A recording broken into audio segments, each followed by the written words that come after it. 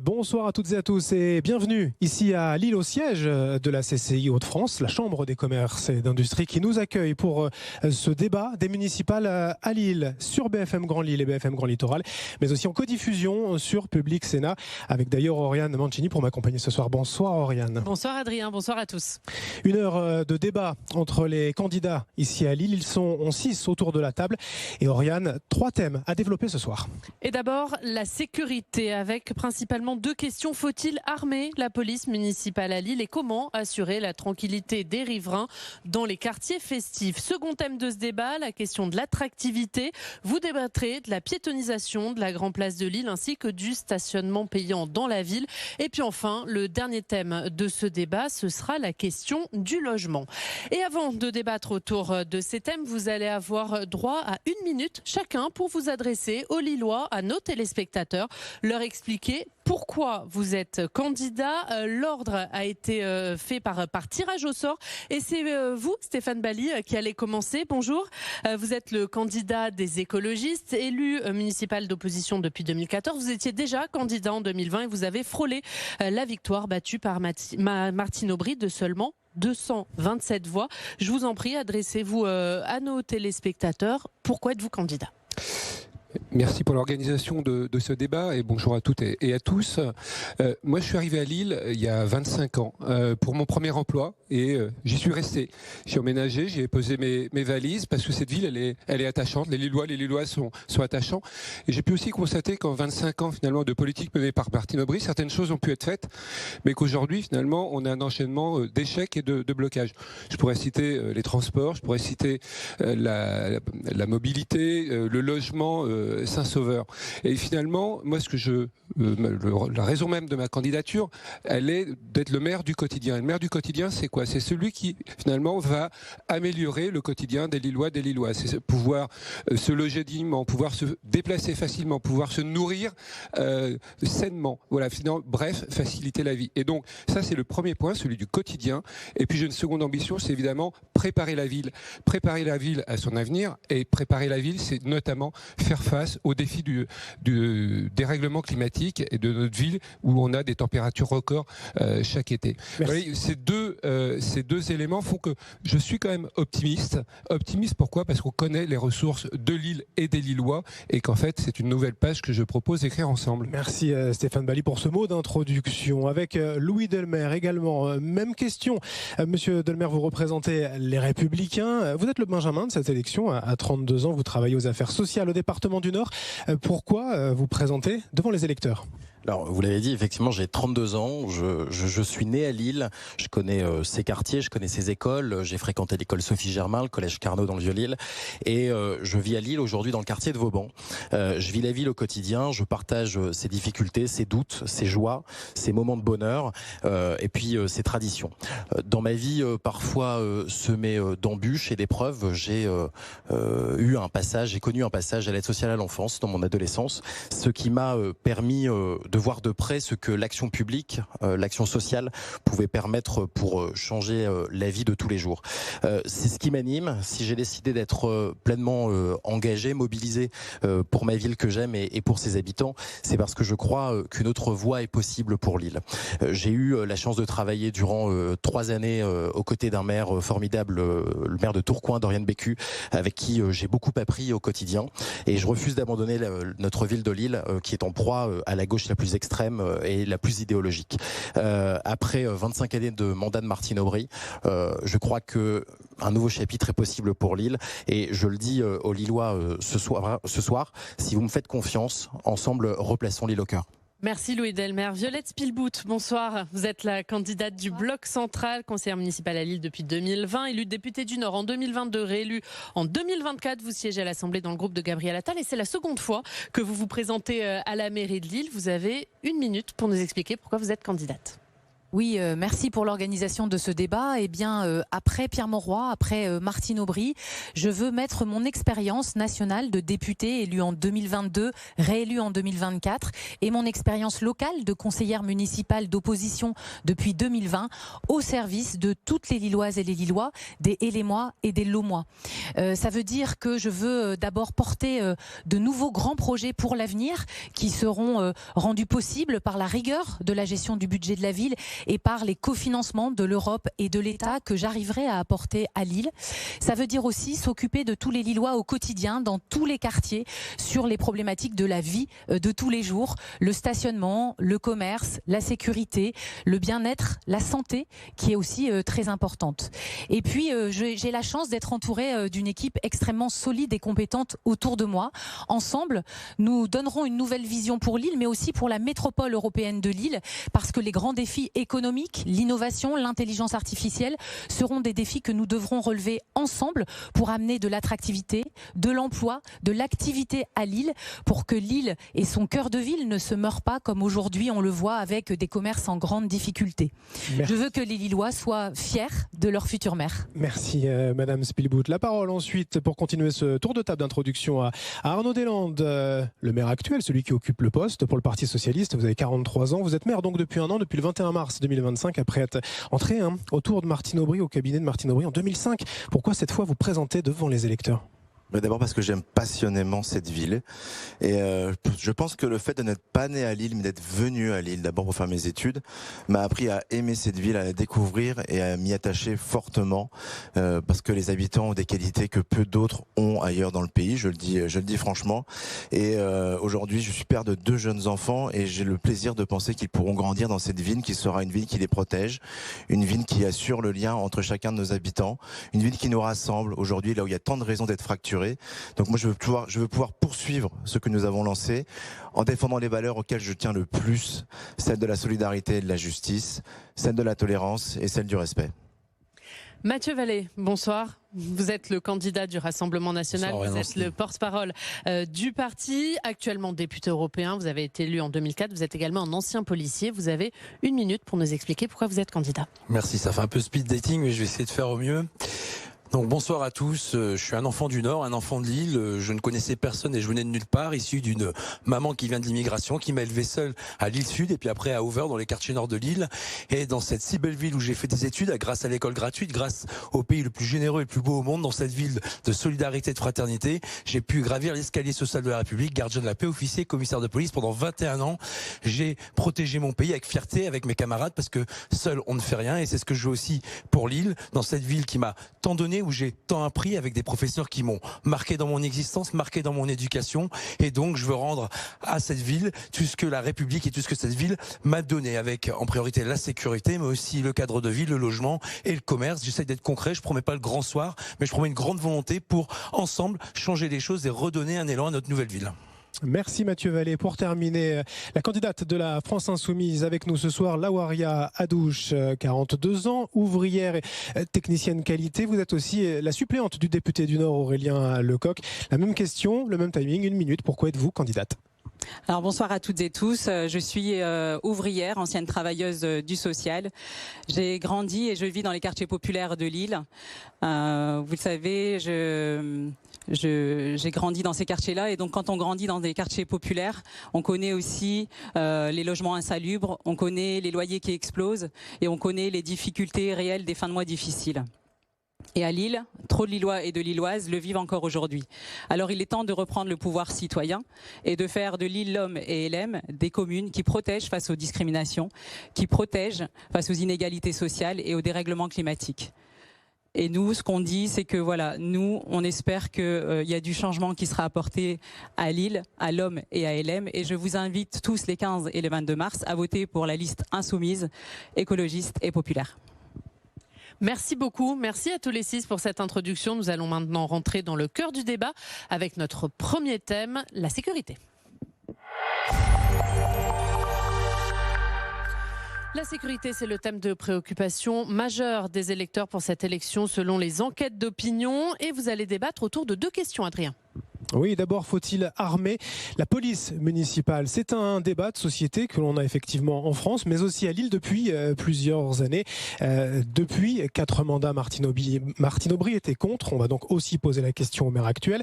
Mais on prendra un exemple concret aussi dans le quartier, dans le secteur de Masséna, à Solferino, où il y a des nuisances sonores, des nuisances nocturnes. Un conseil de la nuit a été établi il y a près d'1 an. Pour quels résultats, pour quelles mesures pour améliorer ce cadre de vie dans le quartier de Masséna Solferino? La première question, donc je le disais avec le maire Arnaud Deslandes, vous restez sur cette position de Martine Aubry, la police municipale armée, c'est non? C'est non, je l'ai déjà dit, je l'ai dit depuis très longtemps et je ne changerai pas d'avis. Moi je pense aujourd'hui qu'il ne faut pas amener de la confusion dans les rôles des uns et des autres. Il y a une police nationale qui fait d'ailleurs remarquablement son travail avec les moyens qu'elle a et qui est armée et dont le rôle d'ailleurs est d'agir concrètement sur la sécurité et particulièrement sur les points les plus lourds qui sont les nôtres. Je pense d'abord au narcotrafic qui ont gagné progressivement l'ensemble de la ville. Ça, c'est leur mission, c'est le travail de la police nationale. La police municipale, elle fait de la tranquillité, elle fait de l'îlotage, mais elle n'a pas à être armée pour ça, pour ne pas confondre les deux. Et puis plus globalement, moi j'ai toujours pensé que si nous pouvions armer la police municipale, c'est que nous allions aller vers une police à 2 vitesses. La police des villes riches, qui sera armée, nombreuse, avec du matériel de grande qualité en grand nombre, et puis la police des villes pauvres qui ne pourra pas se permettre d'avoir cet armement, ce nombre de policiers. Il faut que la police républicaine continue d'exister sur l'ensemble du territoire, à Lille comme ailleurs. Donc moi je ne veux pas de confusion des rôles, je souhaite que chacun soit à sa place, que nous fassions absolument ce qui est notre mission en tant que ville, avec la police municipale, sur la tranquillité, la prévention, la médiation, sur l'îlotage, sur les opérations communes que nous pouvons faire avec la police nationale, comme on le fait d'ailleurs à Masséna Solferino, on y reviendra. Mais je ne souhaite pas qu'on vienne alimenter cette confusion en allant armer la police municipale. Violette Philboutou, vous souhaitez plus armer la police municipale, dotation en armes létales, non létales. Vous ne partagez pas le point de vue d'Arnaud Deslandes. Il n'y a pas un risque de confusion de police à 2 vitesses? Ça fait 6 ans qu'au conseil municipal, je porte une motion pour que nos policiers municipaux puissent être, comme dans la majorité des grandes villes de France, qu'elles soient de gauche ou de droite, armés avec une arme létale, mais aussi formés pour pouvoir les utiliser le moins possible et pouvoir les avoir en défensif pour protéger leurs collègues et protéger les habitants de notre ville. Et puis ce plan-là de la sécurité qui est très clair pour moi depuis des années, c'est aussi forcément un renforcement des effectifs parce que je veux une police municipale qui soit présente notamment en fin de journée, le soir, dans tous les quartiers de Lille, Hélène et l'Homme. Ce n'est pas le cas aujourd'hui parce qu'il n'y a pas assez d'effectifs et parce que le fait que la police ne soit pas armée est moins attractif. Un policier municipal, quand il a son concours, il va plutôt choisir une ville pour être embauché là où il pourra être correctement protégé. Et puis derrière cela, il ne faut pas oublier la prévention parce qu'on le sait, dans beaucoup de quartiers, il y a le sujet des trafics de drogue, le sujet de parents qui se sentent en grande difficulté face à des jeunes qui sont embrigadés dans ces trafics et le sujet des moyens pour la médiation et la prévention avec tous les centres sociaux qui sont une fierté et une force dans nos quartiers, ça doit être renforcé pour les années à venir. Pour continuer sur cet échange de police municipale armée et ces prises de position différentes, Stéphane Bally, vous non plus, si vous souhaitez certes augmenter les effectifs de police municipaux pour arriver à 1 policier pour 1000 habitants, ce qui serait environ 230 agents, si je fais le bon calcul. Ça serait plus d'ailleurs que ce que proposent la plupart des candidats ce soir, mais la police municipale armée, c'est non également pour vous? Alors j'apporte quand même une précision, c'est que la police municipale, elle est déjà armée. Un tonfa, c'est une arme de catégorie D. Et par contre, non, je n'armerai pas avec une arme à feu les policiers municipaux. Et vous l'avez dit, ma proposition en la matière, je marche sur 2 jambes, celle de la répression et celle de la prévention. Celle de répression avec les moyens de l'engagement de porter 1 policier pour 1000 habitants, c'est-à-dire 238 policiers municipaux. C'est une augmentation à peu près une 60aine de postes. Et c'est aussi d'aller se battre auprès du ministère de l'Intérieur de façon que enfin cette ville soit correctement dotée au regard de la population, au regard de ces enjeux de sécurité. Et pour moi, il n'y a pas en matière de sécurité, il n'y a pas à avoir les fausses solutions de démagogie ou de slogans. C'est bien, je l'ai déjà dit, je suis un vert qui veut du bleu, c'est-à-dire je veux de l'humain par l'augmentation de la police municipale et de l'humain par l'augmentation de la police nationale. Et comme je marche sur deux jambes, celle de la répression, mais aussi de la prévention, je prends l'engagement qu'à chaque policier municipal qui soit recruté, nous financions nous embauchions, c'est selon les contextes, nous financions des postes de médiateurs de rue, des postes d'éducateurs. Je pense qu'on pourra y revenir sur la question du secteur Solferino-Masséna. Louis Delmer, vous souhaitez passer de 170 à 300 agents municipaux et vous dites un policier qui n'est pas armé n'est ni plus ni moins qu'un gardien de square. Expliquez-nous. Oui, mais parce que en fait c'est très simple. Un policier qui n'est pas armé, il n'a pas la possibilité de pouvoir se défendre face à la montée de la violence qu'il a face à lui. Là, vous voyez, on est ce soir gare Lille-Europe. Vous passez le périphérique, vous arrivez à la ville de la Madeleine et les policiers municipaux de la ville de la Madeleine sont armés. Ce ne sont pas des cow-boys qui tirent partout. Ce sont des pères, des mères de famille qui, pour assurer la sécurité de tous, ont besoin de pouvoir se défendre face à la montée de la violence et face aux voyous qui sont toujours plus armés face à eux. On le voit dans les quartiers sud de la ville, en proie notamment au trafic de drogue, où on a un vrai sujet en matière de violence et nous avons besoin, notamment pour être aussi plus attractifs sur l'embauche de policiers municipaux, de armer notre police municipale. C'est un faux débat ici à Lille qui cristallise un peu, je le vois bien, notamment à gauche, mais encore une fois, la ville de Tourcoing, la ville de Roubaix, la ville de la Madeleine, de Marc-en-Barœul sont armés, les policiers municipaux, il n'y a pas de problème. Lawaria Adouche, votre position, pas d'armes létales, une police de proximité que vous préconisez, vous, pour la sécurité? Alors d'abord, il y a un constat et effectivement, oui, il y a certains trafics dans certains quartiers, mais c'est d'abord le résultat de l'abandon et du manque de moyens publics. Et la répression purement, la réponse répressive ne peut pas fonctionner seulement. Elle ne peut pas être purement répressive. Et effectivement, on parle de caméras, on parle d'armes létales. Les caméras de vidéosurveillance, en plus d'être liberticides, démagogiques et très coûteuses, je le rappelle que les enquêtes de la gendarmerie eux-mêmes ont dit que ça résolve à peine moins de 2% des enquêtes. Donc nous, ce qu'on souhaite, je vous ai pas coupé, je vous ai pas coupé, le respect de la parole. Et donc nous, ce qu'on dit, c'est que nous, les moyens qui seront mis dans des caméras, on les mettra dans des moyens humains, avec effectivement des médiateurs, parce que la police, les caméras de vidéosurveillance ne remplacent pas la police, et donc du coup, et ni la prévention. Et donc nous mettrons ces moyens, effectivement, des moyens dans des médiateurs. Pour augmenter les effectifs de police municipale ou pas ? Augmenter l'effectif de la police municipale, effectivement, et ensuite mettre des équipes de médiateurs qui travailleront en lien avec les clubs de prévention qui font déjà un travail avec les jeunes. Et on parle souvent de répression, de caméras et d'armes létales, mais on ne parle pas aussi des usagers de drogue qui subissent aussi le narcotrafic. Et donc nous créerons des espaces mobiles de consommation à moindre risque pour justement lutter, pour aider en fait les usagers de drogue et d'avoir un effet pour renforcer le suivi sanitaire et social de ces usagers. On va terminer par vous, Mathieu Vallée. On vous a pas entendu, je le disais, vous êtes un ancien policier. Vous souhaitez vous recruter 70 policiers municipaux et armer la police municipale.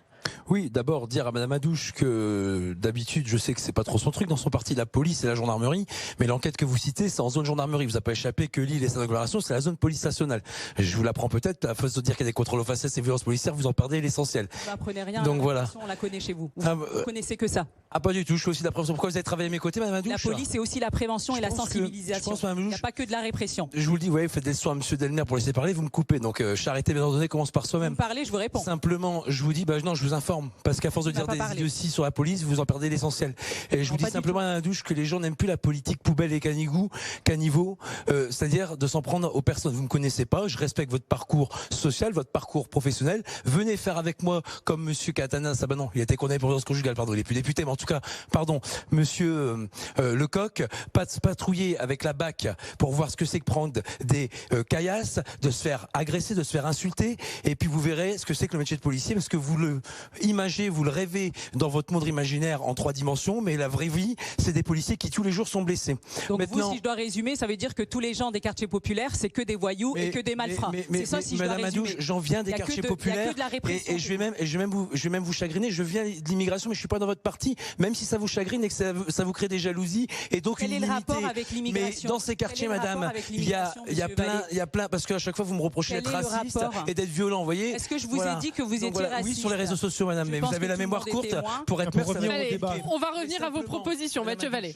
Oui, faites plutôt que des polémiques, faites plutôt un débat sur des propositions pour les Lillois et les Lilloises. Parce que justement, je vois que vous n'avez rien à proposer pour les Lillois et les Lilloises. Vous êtes tout le temps dans des climats anxiogènes. Malheureusement, ça aide pas les Lillois et les Lilloises. Madame Adouche, allez, on va laisser parler Mathieu Vallée. Allez-y, vos propositions sur la police. Heureusement qu'on a un modérateur parce que sinon vous faites un meeting. Heureusement. Alors, je vais vous dire, madame Adouche, dans ces quartiers, la majorité des gens sont honnêtes et aspirent à la sécurité. Merci. Et face au Kalachnikov, face au règlement de compte, face aux dealers, c'est pas des éducateurs qui vont interpeller, faire du flagrant délit. Revenez à vos propositions si vous voulez bien. Des policiers nationaux aidés par des policiers municipaux armés. Et vous savez, le terrorisme islamiste que vous ne dénoncez jamais. Eh ben, à Nice, en 2020, il a frappé à Notre-Dame de Nice. 3 personnes ont été assassinées par un Tunisien. Et qui c'est qui est intervenu, madame Adouche, en premier? C'est des policiers municipaux armés. Des armées faisaient quoi? Il laissait l'assaillant tuer encore des gens. Il laissait l'assaillant faire un. On est à Lille ici, s'il vous plaît, pour les propositions. Pardon, monsieur Lannoy. Donc pourquoi je veux les armer? Parce que face au danger, face au refus d'obtempérer, face au narco-homicide, face aux terroristes islamistes qui peuvent frapper partout, sans distinction de qui que ce soit, il faut que si nos policiers municipaux soient en première ligne, ils puissent protéger et nous protéger. Et ensuite, pardon, je termine sur ça, 70 agents de policiers municipaux, donc monsieur Lannoy, pardon, je change votre calcul, j'ai pas fait maths sup, mais 1 sur 1000, ça fait à peu près 250 agents sur la métropole, sur l'île en tout cas. Voilà. Et LM et l'homme que j'oublie pas avec 1200 caméras, parce que vous l'avez vu sur l'affaire Quentin, madame, les images que vous appelez de vos voeux, vous dites filmer l'action des policiers. Et ben moi je vous promets mieux, filmons tout le monde sur la voie publique, comme ça quand il y a une enquête, on aura des images officielles. On peut prendre l'exemple à Nice. Merci monsieur Vallée, merci madame Adouche. Caméras installées et comme vous pouvez le voir, ces dernières années, le narcotrafic et la criminalité augmentent. Donc vous voyez bien que votre vidéosurveillance. Non mais madame, ça ne sert pas. Merci messieurs, dames, monsieur Vallée et madame. On va faire parler vos On va pas entendre madame candidats.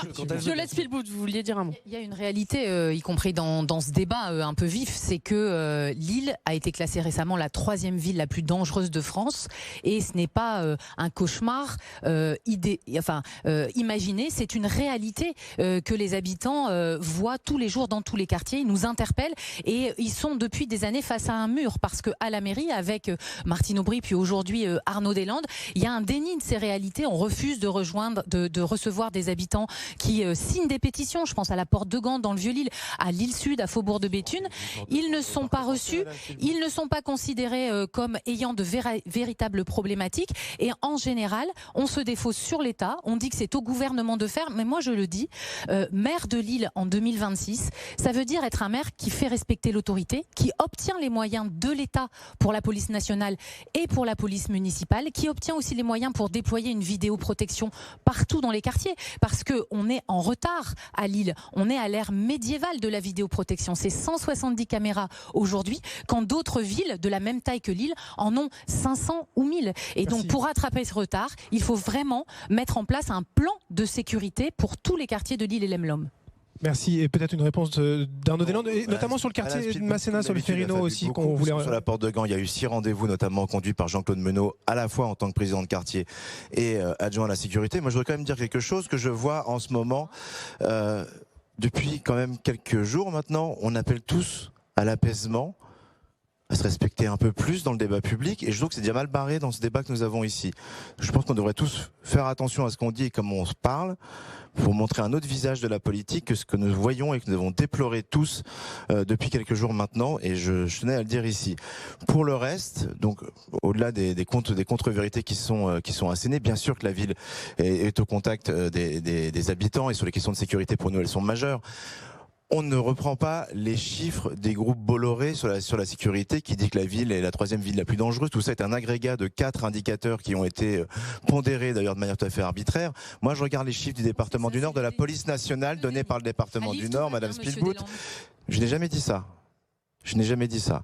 Par contre, je regarde les chiffres de la police nationale donnés par le préfet les gens plutôt que du département du Nord, qui disent que les atteintes aux biens, et notamment à Lille, ont diminué, mais que les atteintes aux personnes, malheureusement, augmentent. Et il nous faut donc un vrai pacte de sécurité entre la ville de Lille et l'État, qui soit pas un pacte léonin comme on en a connu. C'est-à-dire que quand nous on fait des efforts d'engagement de policiers municipaux ou d'équipements matériels avec les caméras, nous en face on veut les policiers nationaux dont on a besoin, ceux qui viennent régler notamment ce problème des narcotrafics, parce qu'on sait très bien que notre position géographique qui nous met tout près d'Amsterdam et tout près d'Anvers, tout près de Rotterdam, et que les produits arrivent par là, arrivent jusqu'à la métropole, sont réacheminés ensuite ailleurs en France, il faut des moyens et des moyens d'enquête.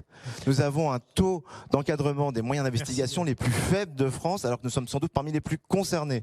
C'est ça qu'il faut demander. Et il faut qu'il y ait cet équilibre aujourd'hui dans le rapport de sécurité entre la ville de Lille et l'État, et même à l'échelle générale entre l'État et le reste de la métropole. Il y a 5000 postes qui ont été qui ont été supprimés sous Macron. On va enchaîner avec le deuxième thème à évoquer ce soir. Deuxième thème de ce débat, c'est l'attractivité pour Lille.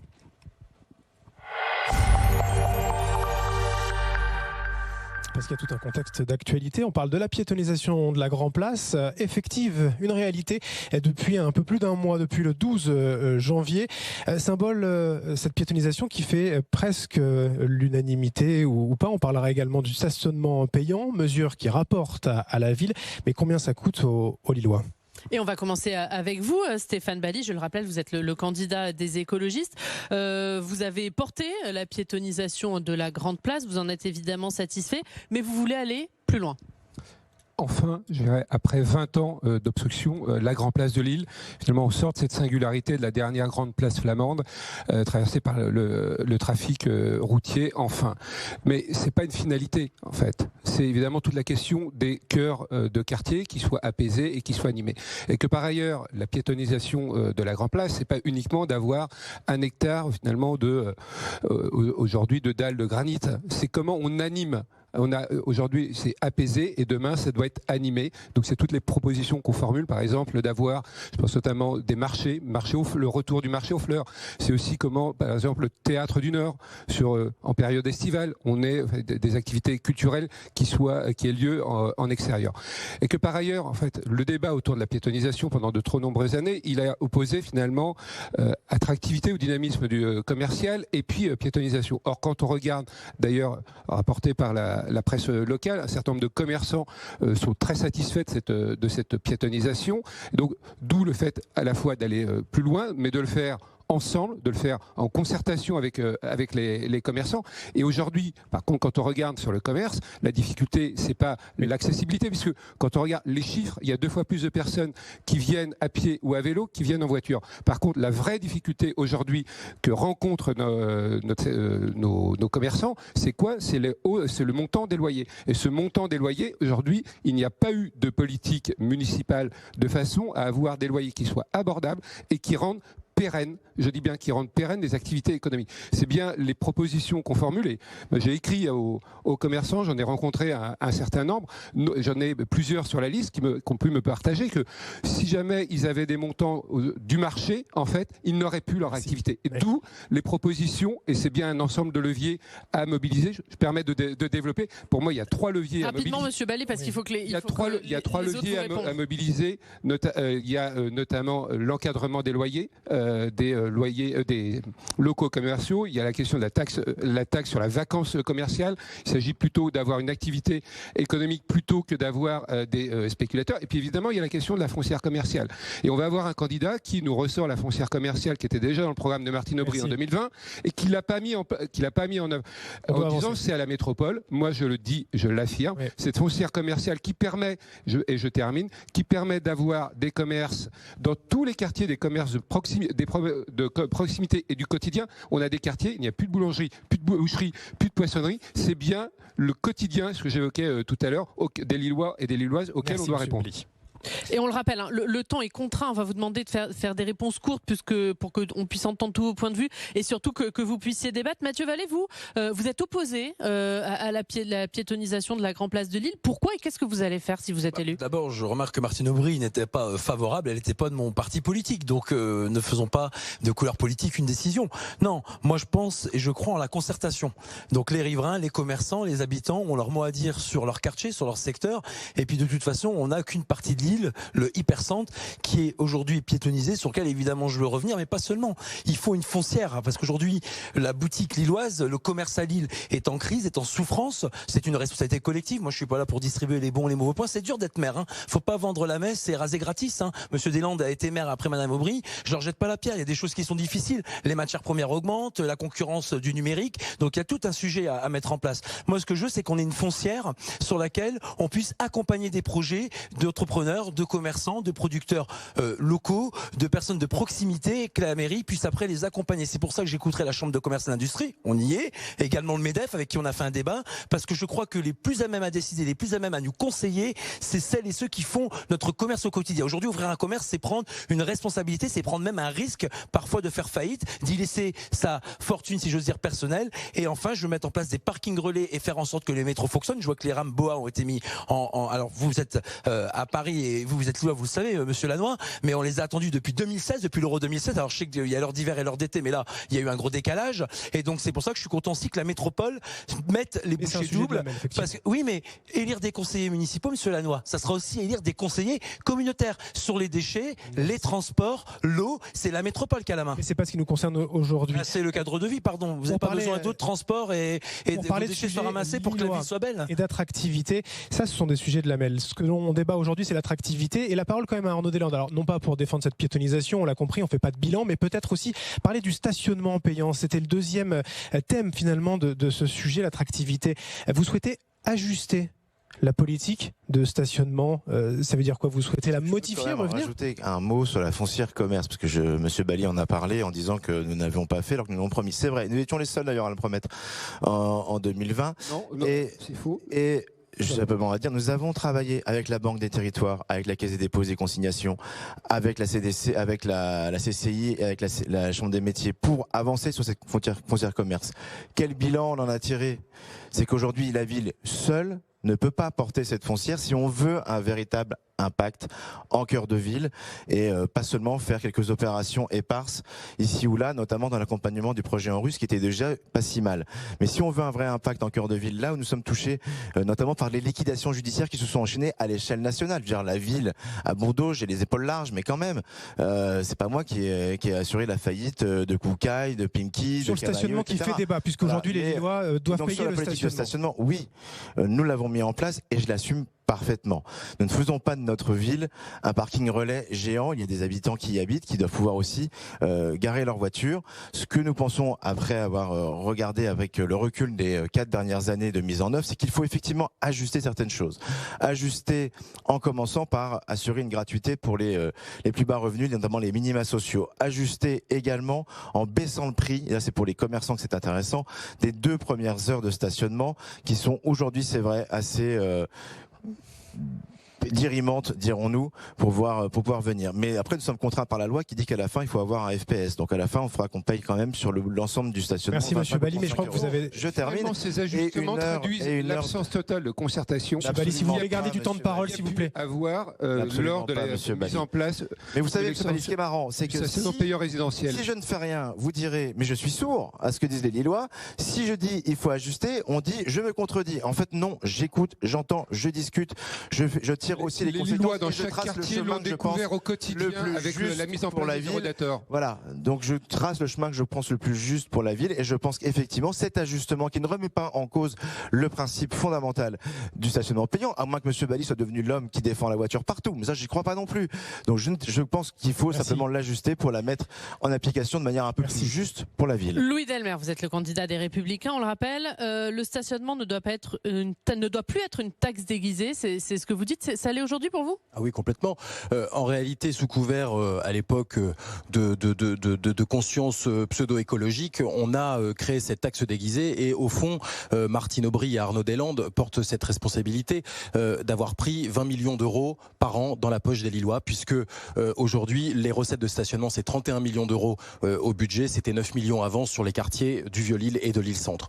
Donc en réalité, c'était bien pour venir compenser une gestion hasardeuse des finances de la ville et c'est pour ça qu'ils ont mis en place ce stationnement payant. Et là, on assiste aujourd'hui à un rétropédalage probablement électoraliste, parce que au fond, on se rend bien compte que quand on va dans le quartier de Moulins ou de Fives ou même à Vauban, on se rend bien compte que les Lillois que je rencontre ne pardonnent pas ce choix. De nombreux Lillois qui ont fait confiance notamment à Martine Aubry durant de nombreuses années, aujourd'hui se disent se sentir trahis par cette mesure qui est profondément injuste, et nous reviendrons dessus. Je l'ai dit, le stationnement sera gratuit pour tous les Lillois. Je veux dire, moi j'habite dans un quartier résidentiel, rue d'Isly. C'est quand même assez dingue d'imaginer que pour avoir le droit de se garer devant chez soi, il faut pouvoir payer le stationnement ou un abonnement de 300 € par an. D'idéologie politique par rapport au stationnement. C'est pas une question d'idéologie. Ils ont pu croire en une personnalité ou en un programme et changer d'avis à un moment donné. De toute façon, Martine Aubry aujourd'hui n'est plus candidate. En tout cas, ils ont été profondément déçus. Les Lillois que j'ai rencontrés à Fives, à Moulins, me disent se sentir trahis. Et je pense que c'est pour cela que cela traduit ce rétropédalage de la majorité sortante qui voit bien que cette décision n'a pas du tout été appréciée, notamment des classes les plus populaires et les plus précaires financièrement. Violette Philbon. Quand on devient maire de Lille, on doit regarder de quoi on hérite et garder ce qui est bon et modifier ce qui n'est pas bon. Je crois que la piétonisation est une bonne chose, elle était très attendue. Moi, je l'avais dans mon programme déjà en 2020, comme les écologistes. Et aujourd'hui, il suffit de demander aux Lillois, ils sont heureux de flâner sur une grande place. Le vrai problème, c'est qu'il y a beaucoup de flâneurs et peu d'acheteurs. Donc on a une problématique de commerce. Et c'est très lié, effectivement, au fait que notre cœur de ville et globalement nos artères commerciales dans les quartiers sont très peu accessibles aujourd'hui parce qu'on a des transports en commun du métro qui fonctionnent pas encore assez bien, parce qu'on n'a pas de parking relais comme dans les autres grandes villes auxquelles on peut se comparer comme Gand ou Bruges, dans lesquelles on gare son véhicule aux extérieurs de la ville et où on va en navette électrique au cœur de ville, et aussi parce qu'on a un tarif de stationnement qui est prohibitif. Donc très clairement, nous on propose que pour l'ensemble des Lillois, on ait un tarif à 10 € par mois pour le stationnement, mais on pourra stationner partout dans la ville. J'habite Fives, je peux venir au centre-ville au sein de mon abonnement, avec mon abonnement, sans payer une seconde fois. Et puis pour les gens de l'extérieur, il n'y a pas de conditions de quelles que soient les conditions de revenus, et pour les personnes qui viennent notamment manger au restaurant, parce qu'on a moins 40% de chiffre d'affaires depuis 4-5 mois pour les restaurants lillois, c'est un vrai échec et un vrai danger. Plusieurs ferment déjà aujourd'hui. C'est la gratuité entre 12 et 14 heures quand on va manger au restaurant à Lille, qu'on soit dans le centre-ville d'ailleurs ou dans d'autres quartiers. Je crois qu'en réalité, il faut une politique qui continue d'aller vers une ville zéro carbone, c'est-à-dire plus de mobilité douce, plus de marche à pied, moins de voitures, mais surtout qui n'exclut pas ceux qui n'ont pas le choix, qui viennent parfois de loin, comme nos touristes, nos visiteurs ou des gens qui habitent loin dans la métropole et qui doivent aussi pouvoir devenir en voiture et trouver une Lille accueillante. Aujourd'hui, le message, c'est vraiment trop Lille est fermée aux voitures et ça, c'est pas bon pour l'attractivité de notre cœur de ville. Et pour terminer sur l'attractivité, la Waria à Douche, alors le stationnement, certes, mais aussi cette attractivité commerciale. Effectivement, nous, quand on a appris qu'il y avait le stationnement dans les quartiers populaires, pour moi, c'était une taxe ajoutée sur les pauvres. Pas à Lille Sud pour l'instant. Pas l'île Sud, mais qui dit que ça ne deviendrait pas. Et donc du coup, nous, la première chose qu'on a dit, c'est effectivement qu'on a échangé aussi avec les commerçants, pas plus tard que la semaine dernière, à l'île Gambetta, à Oisem, etc., au centre-ville, et tous étaient unanimes que le stationnement était un coût énorme et même avoir une perte de chiffre d'affaires due au stationnement payant dans le centre-ville.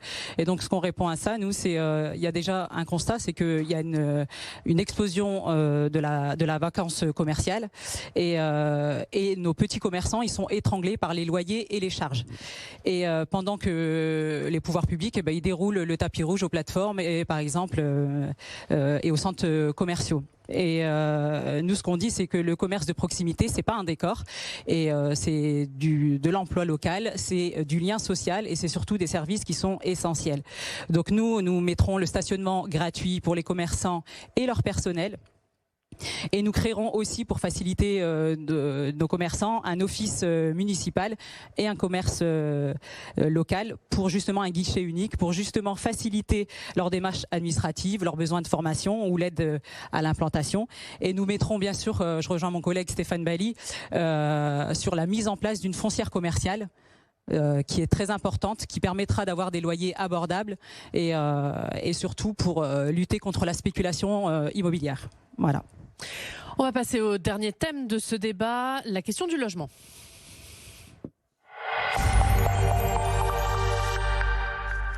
Et on va parler logement, vous allez débattre de l'encadrement des loyers, faut-il faire plus, mieux, autrement? Et puis Adrien, un vieux dossier, Suite Saint-Sauveur. Ben oui, Suite Saint-Sauveur, c'était déjà dans la campagne des municipales en 2020, vieux dossier parce que la gare Saint-Sauveur, gare de triage en centre-ville, a été désaffectée en 2003. Les premières études datent de 2012 et à part finalement le bistrot de Saint-Sau, pas grand-chose dans ce secteur. Deux visions s'opposent, peut-être celle de Martine Aubry et de la majorité, 2500 logements, 2000 selon les chiffres d'Arnaud Deslandes aujourd'hui, ou un grand parc urbain. Je vais commencer avec Mathieu Vallée. Vous souhaitez réhabiliter ces friches et faire un campus aussi sur place. Ah ben, vous avez mal lu mon programme où je l'ai mal expliqué. C'est Monsieur Delmer, mais bon. Il n'y a pas de souci. Moi, je respecte mes concurrents, donc chacun ses idées. D'ailleurs, les Lillois et les Lillois feront leur choix. Moi, je veux sur Saint-Sauveur d'abord une piscine olympique qu'on nous a promis depuis longtemps. Celle de Max Dormois va fermer. On va avoir Camille Muffat au niveau de la porte d'Arras dans des préfabriqués. Et là aussi, c'est un sujet où la métropole avec la ville doivent s'engager. Et donc, je veux une grande piscine olympique parce qu'on peut prôner la culture, le sport, les artistes, mais encore faut-il des moyens, des structures pour le faire. Ensuite, moi, je veux des logements aujourd'hui à taille humaine. Je veux pas bétoniser. Je veux que le plan local d'urbanisme sur lequel le maire a la main soit stabilisé pour qu'on incite les gens à rénover, à réhabiliter des bureaux vacants. Par exemple, vous prenez la porte de Valenciennes, il y a beaucoup de bureaux vacants, on pourrait reconvertir ça en logement sans devoir tout bétoniser. Et moi, je veux pas des grandes tours à 15-20 étages, ça déshumanise et ça crée de la sécurité. Pendant 20 ans, j'ai travaillé dans les quartiers populaires, j'en suis très fier. Et c'est justement ces gens-là que j'ai servi et je me sentais le plus utile, Madame Douche, que j'ai eu l'honneur de servir puisque j'en suis issu. Et donc, c'est important qu'on ait des logements à taille humaine. Donc, à peu près, je vous dis, 1500 logements par an avec 4000 logements étudiants dans les poules universitaires, par exemple à Vauban, par exemple à Moulins, par exemple à Villeneuve-d'Ascq, parce qu'on a aussi des liens avec les villes de la métropole. On a bien notre stade là-bas, Pierre-Mauroy. Donc voilà. Et enfin, j'en termine. Ça fait partie du cadre de vie, donc me vilipendez pas, Monsieur Lannoy. Vous avez juste en face d'ici le parc Matisse. Il y a des agressions, sexuelles, il y a de la végétation en désuétude. J'aimerais bien refaire ce parc. Pareil pour le jardin Vauban. Il y a une palissade autour de la grotte qui est taguée. J'aimerais bien en refaire un lieu où les Lilloises et les Lillois puissent flâner. Et enfin, le parc Bois de Boulogne, la citadelle de Vauban, qui a un lourd héritage où il y a une partie de notre enceinte militaire. Et ben, je veux aussi en faire un Central Park à la Lilloise avec des associations qui puissent gérer, par exemple, une structure où on puisse prendre sa douche, où on puisse laisser ses affaires, où on puisse faire du sport, où on puisse se réunir et partager ensemble des moments. Il y a déjà des associations qui le font chaque soir. Alors, en ce moment, le temps est propice à ceux qui sont les plus téméraires, mais en tout cas, c'est vraiment cette solidarité, cette écologie réelle et pas punitive que je veux mettre en place, et des logements et des structures sportives accessibles à tous les Lilloises et les Lillois. Violette Spilbout, Mathieu Vallée veut faire une piscine olympique à Saint-Sauveur, vous, une nouvelle forêt urbaine. Oui, c'est clair. Saint-Sauveur doit être le second poumon vert de Lille.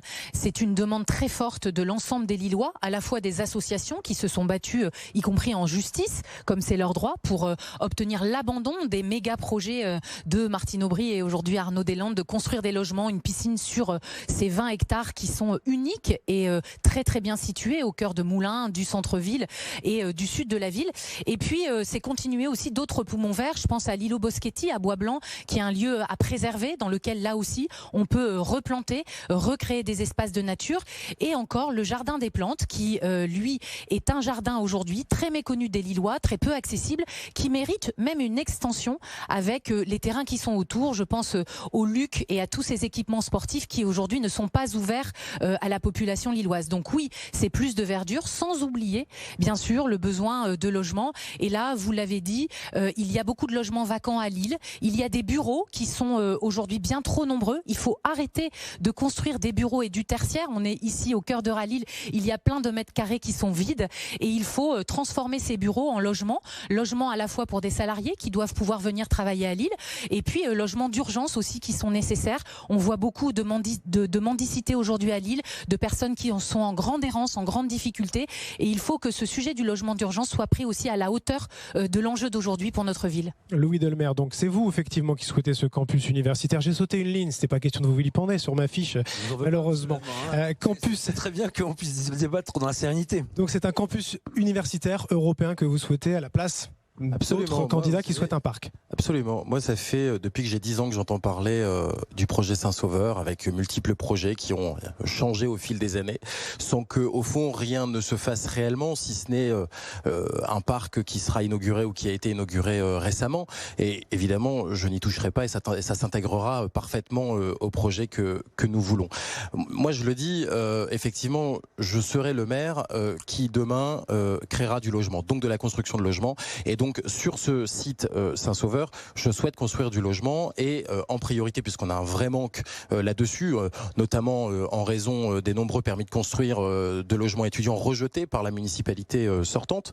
Et donc effectivement, nous souhaitons construire 3000 logements sur ce site. Et également pour répondre à la crise du logement, sans artificialiser de nouveaux sols, nous souhaitons couvrir le périphérique au niveau du sud de la ville, c'est-à-dire du Jardin des Plantes jusqu'au CHR, Faubourg de Béthune. Nous souhaitons couvrir le périphérique sur 3 km afin de bâtir entre 12 à 16 000 logements nouveaux à terme. Donc c'est évidemment un projet d'envergure et très structurant pour la ville, qui se fera pas du jour au lendemain ni au cours de ce premier mandat. Mais en tout cas, c'est un projet qui se fera en partenariat avec les aménageurs privés qui supporteront 70 à 80% du montant du projet. Oui, on l'a chiffré à 2,4 milliards et 70 à 80% seront financés par la rétrocession des surfaces planchées nouvellement créées par les aménageurs privés. Le reste, ce sera la puissance publique et nous avons estimé la part de la ville à hauteur de 80 à 180 millions sur l'ensemble de ce projet. Lawaria Adouche, pardon. Vous, qu'est-ce que vous voulez faire de Saint-Sauveur? À Saint-Sauveur, un grand parc nature, parce que d'une part, ça répond aussi à un problème de justice sociale, parce que les quartiers populaires justement n'ont pas d'espace nature. Le seul parc qu'on a, c'est à la Citadelle, et donc trop éloigné des quartiers populaires. Et du coup, ça répondrait à une mesure de justice sociale que de mettre un grand parc nature, juste de la nature, un espace vert qui sera justement partagé avec les habitants des quartiers et avec les écoles aux alentours. Et le logement, il y a d'abord un constat, 60 000 demandes dans la métropole, il y a 25 000 de demandes en attente sur Lille, rien qu'à Lille, et donc 80% de cette demande concerne des logements sociaux, voire très sociaux. Et on a pendant ce temps-là 80 000 m² de bureaux vides, nous avons plus de 8 000 logements vacants d'après la Fondation pour le logement. Et donc nous, ce qu'on va faire, c'est faire la réquisition des locaux publics vides et des bureaux inoccupés, parce que justement, on en a besoin et il faut transformer ce vide en des logements et des logements abordables pour que ce soit accessible à toutes et tous. Nous créerons une brigade municipale du droit au logement pour lutter contre l'insalubrité et la spéculation, et donc pour l'encadrement aussi des loyers. Et nous ferons aussi, comme je l'ai dit, sur la création des logements, nous préférons en fait la réhabilitation plutôt que la destruction prévue par l'ANRU. Et surtout, je termine là-dessus, un point très important, nous instaurons dans le PLU, donc le plan local d'urbanisme intercommunal, 40% de logements très sociaux dans les opérations neuves. Ça, c'est très important.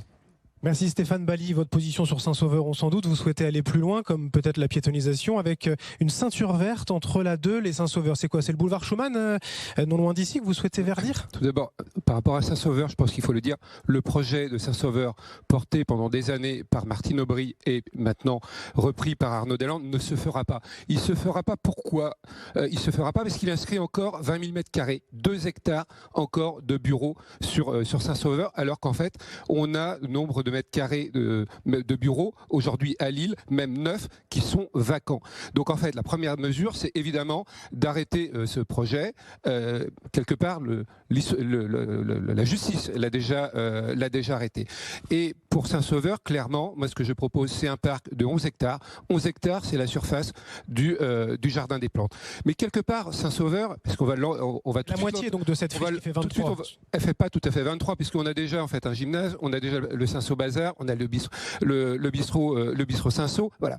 Mais je pense que Saint-Sauveur, en fait, c'est surtout l'échec, ou plutôt le paravent de l'échec de la politique logement de ce mandat par la majorité municipale. C'est-à-dire qu'on nous avait promis 8000 logements dans ce mandat, et évidemment pas tous à Saint-Sauveur, mais c'est 8000 logements annoncés. Quand on regarde les chiffres du ministère, ce sont 3500 permis de construire qui ont été accordés entre 2020 et 2025. Donc le compte n'y est pas, et en fait on voit bien qu'à opposer logement et nature, finalement c'est le vieux logiciel. Moi ce que je veux en la matière, c'est évidemment, et c'est la première priorité des Lillois, qui est celle d'avoir des logements qui soient de qualité et qui soit abordable. Je prends l'engagement de la production de 2000 logements à moins de 300 €. Pourquoi ? Et finalement, c'est partir de la ville réelle. La ville réelle, c'est quoi ? C'est 57%. Un ménage sur deux à Lille, c'est une personne seule. Et 3/4 de la demande de logement social, c'est de demandes les plus modestes. Et vous voyez, finalement, quand on regarde, la demande, elle est pour des petites typologies avec des loyers qui soient très modérés. Et puis, permettez-moi, le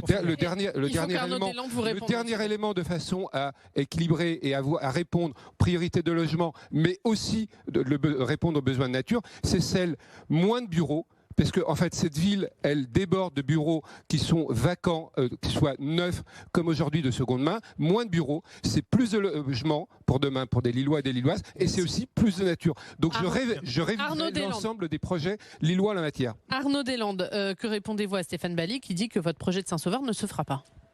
Bon, écoutez, déjà, M. Bally dit que la justice l'a arrêté. Il oublie juste une chose, c'est que la justice a reconnu que c'est un projet d'intérêt général. Ça me paraît quand même déjà contredire ce qu'il vient de dire. Il nous dit maintenant que la ville n'a fait que 3500 logements sur ce mandat, etc. Je vois qu'à chaque débat, les chiffres changent, parce que la dernière fois, c'était 1200. Enfin voilà. C'est 6100. C'est 6549 permis autorisés. C'est 6100. Monsieur Bally, non, vous mentez. Je ne vous ai pas du tout interrompu dans la diatribe que vous avez sortie. On ne peut pas. Je vous demande de me laisser finir. C'est 6100 logements. Ce sont les chiffres des services municipaux que vous pouvez toujours remettre en cause. Monsieur Bally, s'il vous plaît. Ce sont les chiffres exacts. J'ajoute par ailleurs. On ne peut pas débattre avec des chiffres qui ne sont pas. Parce que vos chiffres du ministère ne sont pas les bons. Mais pourtant, ils sont renseignés par les agents de la ville et de la métropole. Pas du tout, monsieur Bally. Et vous devriez le savoir si vous alliez un peu voir les agents de la ville et les traiter de menteurs en permanence. C'est 6100 logements. Allez voir les agents de la ville, ils sont à votre disposition pour vous en parler. Donc, ils vous le diront. Bref, de toute façon, je note que dans le programme de monsieur Bally, c'est 5000 logements sur 10 ans, soit à peu près un ratio de 500 par an. Donc, on va être très en dessous des objectifs de logement dont on a besoin. Nous, on dit. Vous avez fait sur ce mandat ? On a fait 6100, quoi que vous puissiez en dire. Vous êtes déjà le candidat de l'échec annoncé, puisque vous annoncez moins que ce que nous avons fait nous-mêmes, que vous pensez pourtant être un échec. Pour revenir à Saint-Sauveur. Pourquoi est-ce que nous défendons Saint-Sauveur ? Parce que nous ne voulons surtout pas, évidemment, opposer logement et nature. Mais nous avons besoin dans cette ville, Madame Adouche a redonné le chiffre, nous avons 25 000 demandes de logements non satisfaites. Nous avons des familles qui attendent de pouvoir avoir des logements plus grands, notamment pour y mettre les enfants. Nous ne serons pas les candidats du No Kids. Nous ferons des typologies variées, des T1, T2. Aujourd'hui, c'est 44% des logements qui sont livrés sur l'île. Mais nous ferons aussi, pour donc 56%, des logements pour les familles qui ont besoin de pouvoir avoir des logements adaptés à leur nouvelle composition familiale. C'est ça qui est important. Et surtout des logements sociaux et abordables, aux 2/3 sur Saint-Sauveur. Pourquoi je dis ça ? Parce que il y a aujourd'hui une réalité qu'il faut bien affronter, c'est que ceux qui sont les travailleurs, qui sont au SMIC et au SMIC et demi, ont du mal à se loger dans notre ville, qui est une ville, comme les grandes villes, chère. Et donc il faut leur donner la possibilité de pouvoir vivre ici, près des lieux de travail, près des lieux de transport, plutôt que d'avoir à se loger dans des zones lointaines, voire à artificialiser des zones agricole. Saint-Sauveur, c'est une réponse sociale et écologique. Et nous la défendrons jusqu'au bout. Et je pense qu'aujourd'hui, il y a une maturité qui est faite sur ce sujet, y compris de la part des Lillois, qui pensent que nous avons un vrai besoin, parce qu'on a une crise du logement tellement majeure, qu'il faut en faire la mère de toutes les batailles et qu'il faut travailler sur ces friches qui sont déjà artificialisées. Et ça, c'est pas moi qui le dis. C'est le président de la communauté, enfin, la métropole de Lyon, qui est un président écolo et qui défend de faire 70 000 logements supplémentaires sur l'agglomération lyonnaise en travaillant sur les friches. Monsieur Deslandes, vous ne répondez pas aux besoins des Lillois et des Lilloises. Comme on l'a dit, 80% attendent un logement très sociaux. Et sur les 2500 logements, sociaux, sur les 2500 logements que vous proposez à la friche Saint-Sauveur, 219 répondent à la demande. 219 logements sociaux sur 2500 logements. Vous savez très bien que ça ne répond pas aux besoins des Lillois et des Lilloises. Et vous excluez totalement la question de cette information sur les PLUS qui sont au SMIC et au SMIC et demi qui ne vous intéressent pas. Ce sont des collectifs, notamment Bénédicte Vidaillé qui a rejoint notre liste France Insoumise, justement parce que c'était une militante de la friche Saint-Sauveur. Et les chiffres, personnellement, je vais plutôt croire les associations que vous, monsieur Deslandes. Merci beaucoup. Le mot de la fin, il nous reste moins de 5 minutes. Le mot de la fin par candidat. Vous pouvez regarder Madame Spielbout pour commencer la caméra face à vous. En 30 secondes, un message face aux Lillois. Ma carte blanche, c'est que je veux prendre soin de tous les Lillois et je veux faire de Lille la première ville prévention santé en France. J'ai à mes côtés le grand professeur Frogel qui est mondialement connu pour ses recherches sur l'obésité et le diabète. Je veux qu'on s'occupe de la santé d'abord des agents municipaux. Quand on est maire, on dirige 6000 agents à la ville de Lille qui doivent se sentir bien au travail et bien pour les Lilloises et les Lillois. Et je veux aussi installer des maisons de santé dans chaque quartier, prendre soin de nos jeunes, de la santé mentale des jeunes. Je pense à la lutte contre le harcèlement, la lutte contre la dépendance aux réseaux sociaux, la lutte contre l'embrigadement de nos jeunes. Et tout cela, je le ferai en tant que maire à travers les écoles primaires et l'ensemble de la communauté éducative que j'accompagnerai. Merci Violette Spilbout. Lawaria Adouche, candidate de la France Insoumise, je le rappelle, c'est à vous maintenant de vous adresser aux Lillois. Alors, je voudrais juste revenir sur un incident qui s'est passé à la Tour Charles VI à Oisem, où il y a eu un incendie par rapport notamment à la vétusté des quartiers populaires et de ces logements. Les familles sont complètement laissées à l'abandon et je voulais juste dire que moi, en tant que maire, je porterai plainte contre le bailleur LMH pour mise en danger de la vie d'autrui. Voilà, on ne va pas attendre qu'il y ait un mort pour pouvoir se bouger. Je voudrais juste conclure en disant que nous portons un programme de rupture, un programme surtout de réalité qui a été construit à partir du terrain, des habitants et des habitantes et des urgences écologiques et sociales. Alors, je vous invite les 15 et le 22 mars à rejoindre la liste de la France Insoumise et à voter pour la liste écologiste et populaire. Merci. Louis Delmer, 30 secondes. 30 secondes. Alors, je vais profiter de cette carte blanche pour parler d'un autre grand projet structurant pour la ville. C'est la remise en eau de la Nuit Peuple Belge. Quand on est maire et qu'on décide de consulter les Lillois, comme cela a été fait par Martine Aubry il y a maintenant quelques années au sujet de la remise en eau de la Nuit Peuple Belge, on écoute leurs choix. Quand vous avez 73% des Lillois qui se sont exprimés en faveur du retour de l'eau dans cette avenue, alors il faut les écouter et il faut mener ce grand projet. Maire de Lille demain, je ferai le choix d'écouter les Lillois. C'est un projet à la fois d'avenir écologique et d'attractivité économique et touristique. C'est un choix, c'est d'ailleurs les acteurs économiques eux-mêmes qui sont favorables, comme les Lillois qui s'y sont prononcés, et donc nous le ferons demain. Merci. Stéphane Bally, candidat des écologistes, vous avez 30 secondes pour votre carte blanche. Oui, je veux dire aux Lillois et Lilloises, en 2020, il m'a manqué 227 voix pour être maire de Lille. Mais c'est surtout 227 voix qui ont manqué pour mener des politiques qui répondent aux enjeux du quotidien et qui préparent l'avenir. Moi, ces 6 dernières années, j'ai rencontré des Lillois, je vous ai écouté, je vous ai entendu. Et aujourd'hui, je suis plus que jamais prêt à être maire. Et les 15 et 22 mars, c'est un appel avec le bulletin Lille demain. C'est un vote qui est utile, c'est un vote d'espoir, c'est un vote qui est positif. Et l'alternance à Lille, elle est possible. L'alternance, elle est souhaitable, elle est même indispensable. Merci. Et donc, j'invite à glisser un bulletin Lille demain et le changement est à portée de main. Merci. Arnaud Deslandes face aux Lillois face à la caméra. Moi, je veux leur dire que nous continuerons de faire une ville à hauteur d'enfants et une ville à hauteur de parents. Je pense que c'est ça qui est très important aujourd'hui. Leur dire que nous avons conscience des surcharges mentales qui pèsent sur les parents qui sont aujourd'hui les objets de toutes les injonctions contradictoires et que nous voulons leur faciliter la vie. Nous le ferons en augmentant les heures de garde jusqu'à 19h le soir. Nous le ferons en créant des garderies le samedi. Nous le ferons en créant un centre de vacances dans la moitié sud du pays pour que plus d'enfants puissent partir en vacances alors qu'aujourd'hui, beaucoup, et depuis le Covid, ne partent plus. Voilà ce que nous voulons, une ville qui soit douce aux parents et aux enfants. Mathieu Vallée pour conclure. Merci. Moi, je vous propose pas la folie des grandeurs, même si j'aime de finesse. Je vous propose du bon sens, de la simplicité. Durant cette campagne, j'ai démontré que je respectais mes concurrents. Pas un tweet, pas une communication en attaque personnelle. Et je pense que c'est ce que les gens attendent. Les idées peuvent venir de gauche comme de droite. Je le fais déjà, mon parti le fait déjà avec Jordan Bardella et Marine Le Pen à l'Assemblée nationale. Et donc, je ne diviserai pas, je discriminerai pas, je rassemblerai parce que notre pays et notre ville en ont besoin. Et donc, c'est l'engagement qu'on choisit. Et chaque samedi, je vous fais ici l'annonce, de 9h à midi, je recevrai les administrés, les citoyens sur rendez-vous parce qu'un maire qui écoute, c'est un maire qui agit mieux. Merci à tous les 6 pour ce débat. Il nous restait évidemment beaucoup de sujets à évoquer. Vous pourrez regarder BFM Grand Lille et BFM Grand Littoral dans les prochaines semaines pour avoir justement les mots des candidats. Merci Oriane. Merci à tous pour ce débat. Merci à la CCI. Merci de nous avoir suivis. On vous rappelle le premier tour de ces élections municipales, c'est le 15 mars. Très bonne soirée sur nos antennes.